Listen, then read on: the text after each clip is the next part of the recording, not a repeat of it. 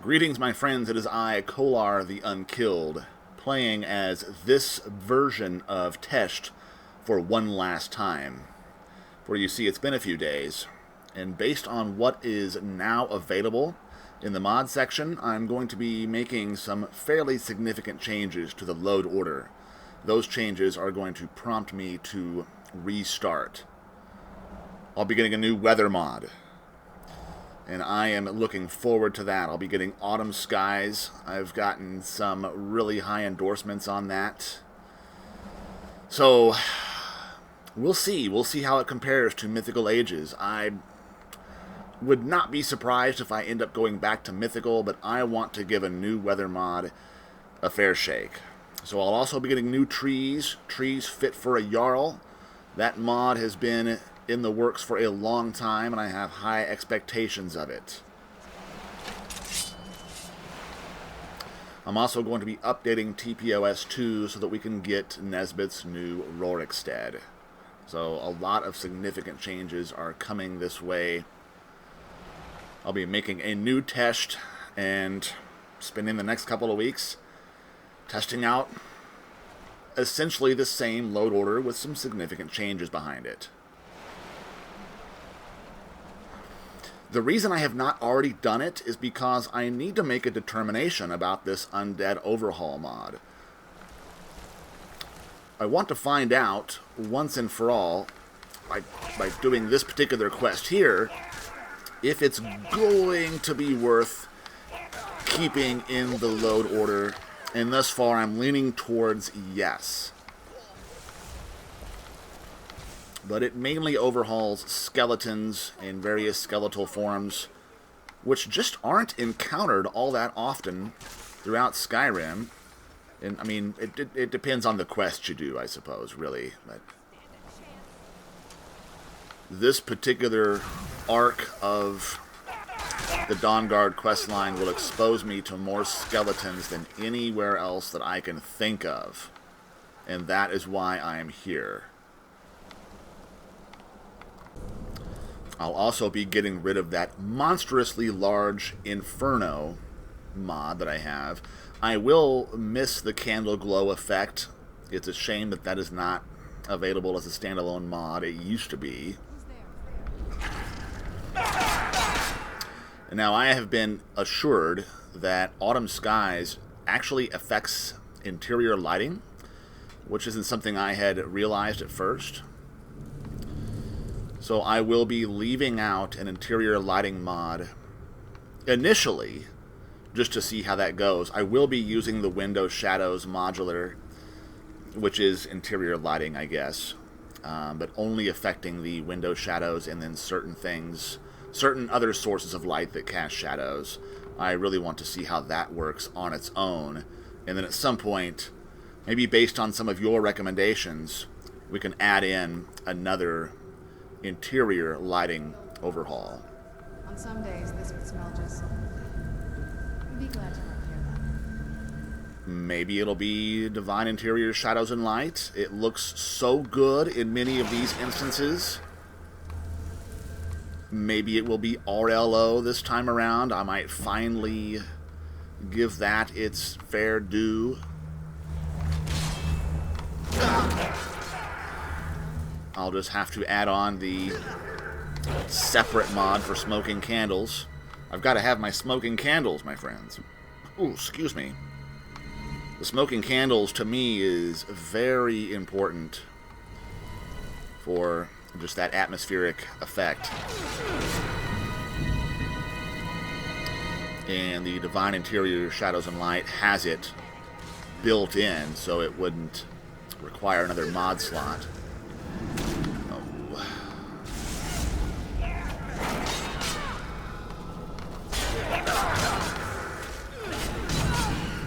Okay, so she wasn't that bad this time around. I have come through here and I have learned to fear that particular feral vampire in the past.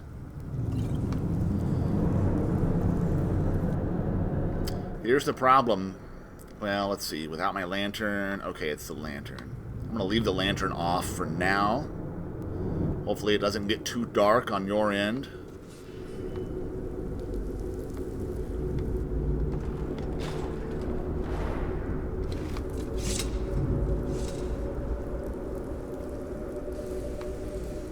mean, to me, the lighting looks just exquisite in most areas, but we just, you know, that's why you have to test. You have to try new things out so you'll know for sure. And I want my game to have the best look possible, and interior lighting is a big, big part of that.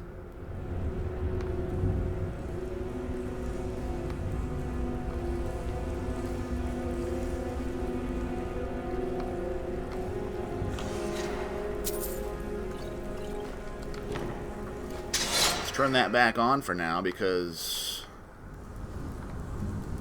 yes, I missed my turn somewhere around here. Granted, I'm not super familiar with this area. There we go. There we go. Oh, wow. Now, who could not appreciate this? See, with Divine Interior Shadows and Light, you almost don't even need window shadows because its own built-in window shadows are so dramatic. Maybe a bit too dramatic for some, but I like it. You just have to deal with the occasional flicker here and there.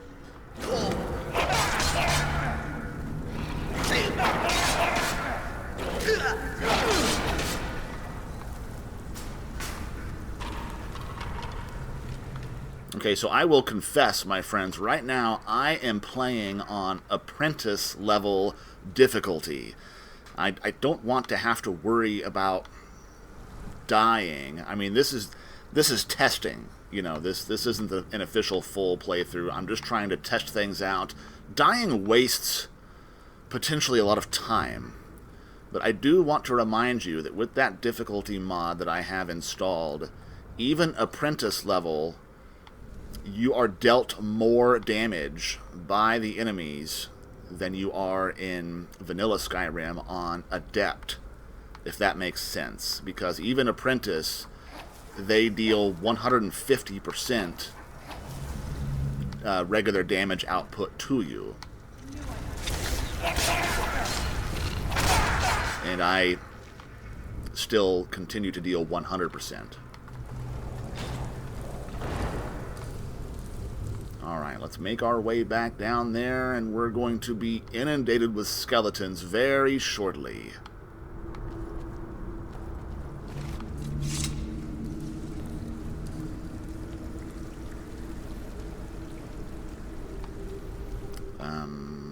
Yes, this way. Wait a minute.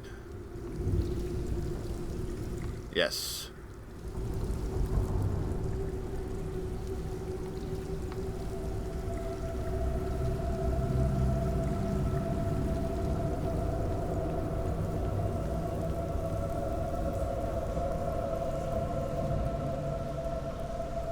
I am really excited for that new Rorikstead. I've had overhauls in the past that have affected that area. I've never been 100% satisfied with what I've seen going on there.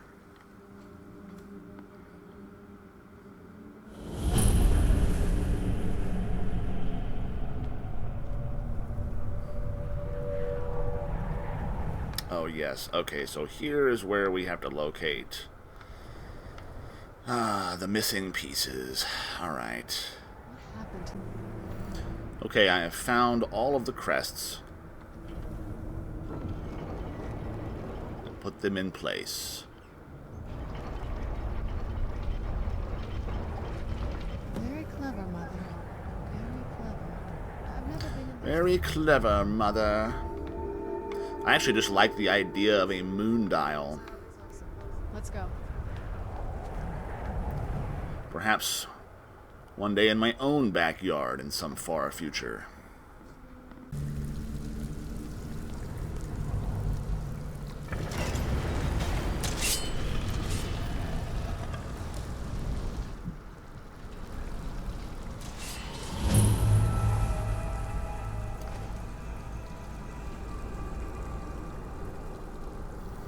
Turn the lantern back off for now. I've never even seen this part of the castle before. Be careful. I don't know what might be around. And just in case it's not obvious, I like to point out, when I'm turning it off or when I'm turning it back on, and I'm sure you've noticed that. Why does he keep telling us that? It's so that you know that if suddenly the light flickers on or flickers off dramatically, that it is in fact me turning off or on the lantern, activating it, in other words. Since it doesn't make a sound or anything. Oh, yes. We are just shredding these skeletons. As much as it is possible to shred a skeleton.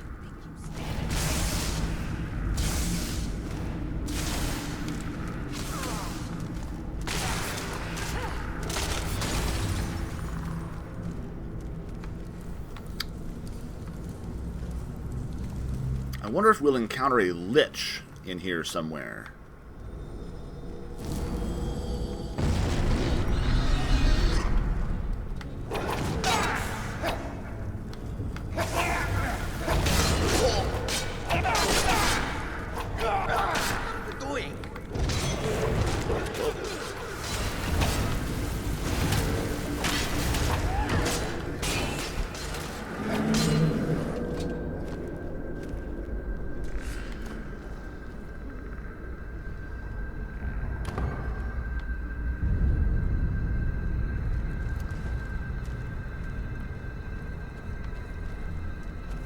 Who's there?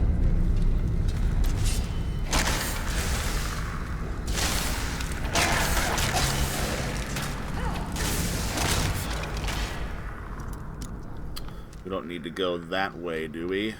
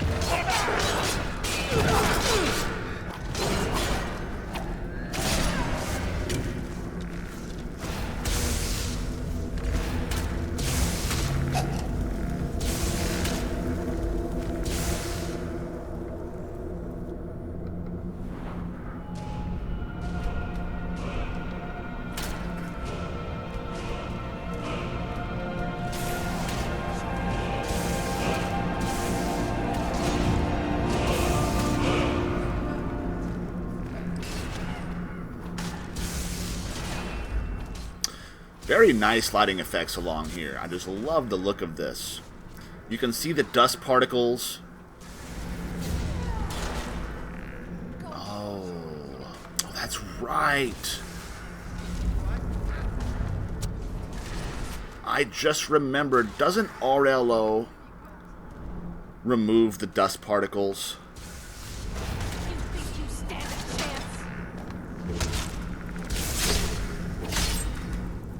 I don't like that. I like the dust particles, my friends. I like seeing them.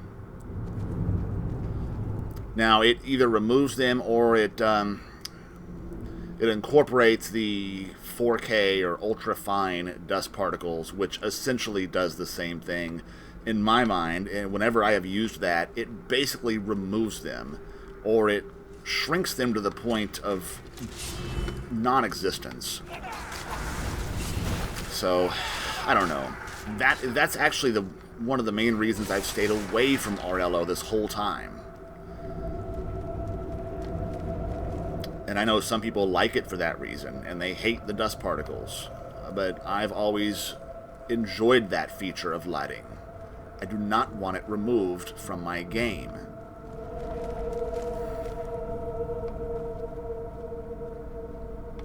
Well, we shall see. That discussion still lies ahead of us in the future.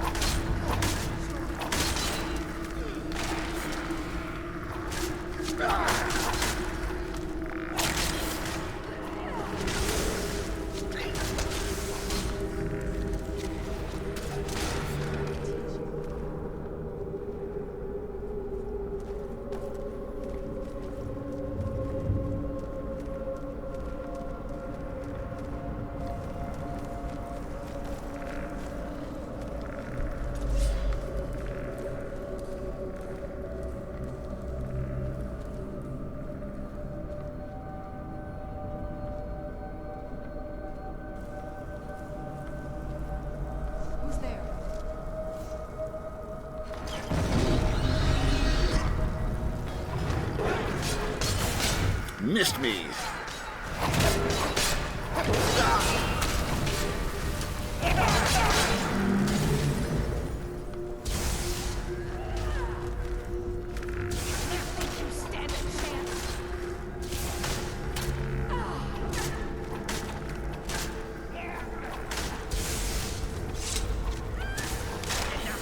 Yeah, I love this.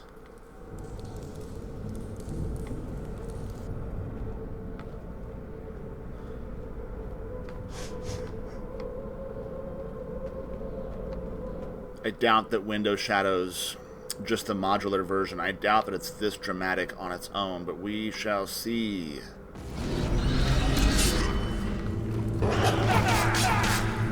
Uh-oh. Time to heal up.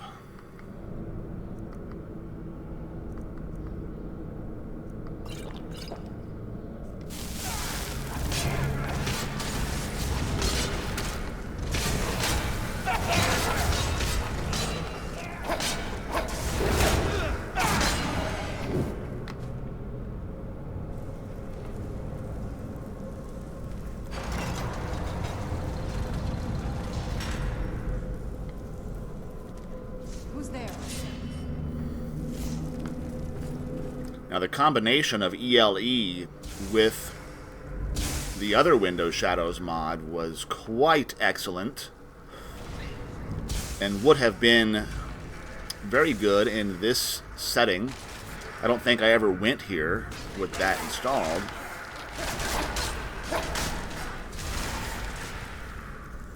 Wow, he's got a Nordic battle axe. Okay, so that must be an effect of the Undead Overhaul mod for skeletons. Aside from that, I'm not seeing much here that is out of the ordinary or unusual. The skeletons here in the castle Undercroft have always had some decent variation with various ancient Nordic armor pieces and such. They've always been a little bit stronger than just regular skeletons. That'll teach you. So I'm not sure really what I was hoping for here. Oh, there's a skeleton assassin.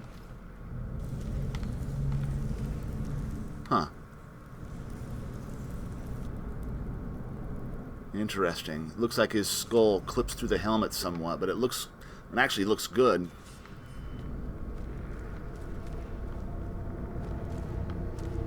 Okay, this way.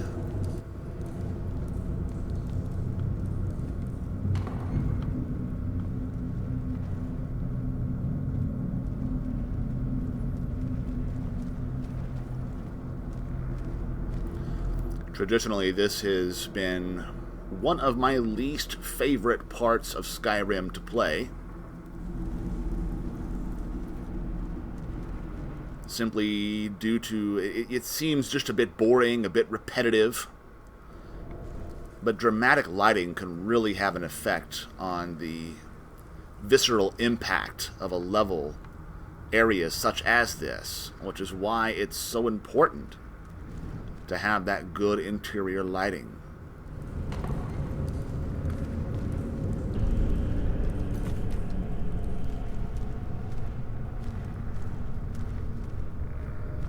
Okay, and I believe we've about found our way.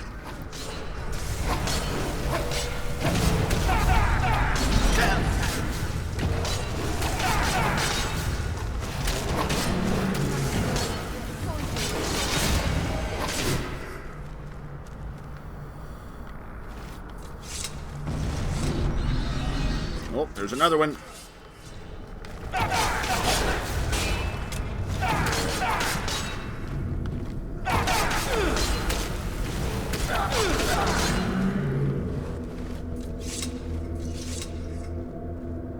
Okay. I remember, my friends, the very first time I had ever come through here.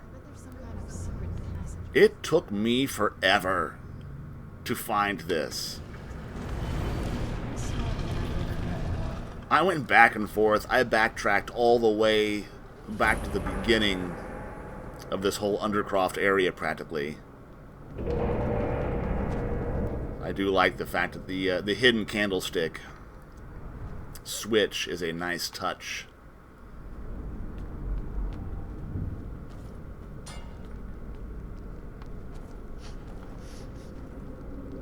Strange how sometimes the candles display smoke. Oh, there it is. Okay. Sometimes it takes a moment for the smoke to manifest. I noticed that with the smoking candles mod as well.